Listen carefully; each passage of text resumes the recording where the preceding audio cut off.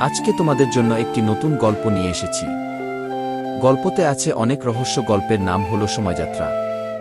চলো বেশি প্যাক না করে ছোট্ট একটি টাইটেলের মাধ্যমে ভিডিও শুরু করা যাক।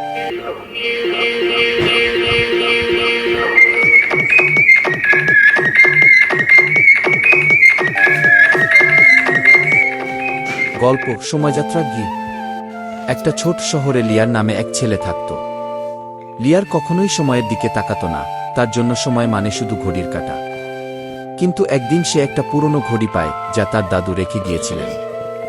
ঘড়িটা বিশেষ, যখন কাঁটা ঘুরে মানুষ মনে করতে পারে অতীতের কোনো মুহূর্তকে, আবার সেই মুহূর্তে ফিরে যেতে পারে এক ছোট সময়ের জন্য।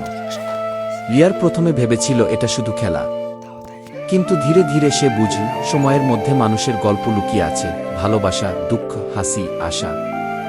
সে তার ছোটবেলার বন্ধুর সঙ্গে কাটানো দিনগুলো ফিরে দেখল, তার দাদুর কথা মনে করল, আর তার মা বাবার ছোট ছোট হাসির মুহূর্ত। প্রতিটি মুহূর্ত তাকে শিক্ষা দিল সময়কে ধরে রাখা সম্ভব নয়, কিন্তু তার ছোঁয়া সবসময় মনে রাখা যায়। শেষে লিয়ার ঘড়িটা আবার দাদুর কাছে ফিরিয়ে দিল। সে জানত সবচেয়ে মূল্যবান মুহূর্তগুলো সময়ের কাঁটার মধ্যে নয়, হৃদয়ের মধ্যে।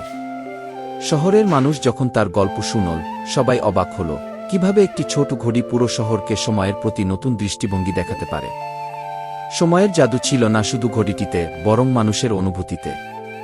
আর লিয়া শিখল মুগ্ধতা আসে সেই মুহূর্তগুলোতে যা হৃদয় স্পর্শ করে। আজকের মতো এই গল্পটা শেষ। গল্পটা যদি পছন্দ হয়ে থাকে তাহলে আমাদের ইউটিউব চ্যানেলে একটা সাবস্ক্রাইব করে দিয়ে যাবেন। যদি টিকটক থেকে দেখেন তাহলে একটা ফলো দিয়ে যাবেন। সবাই ভালো থাকবেন। আল্লাহ হাফেজ।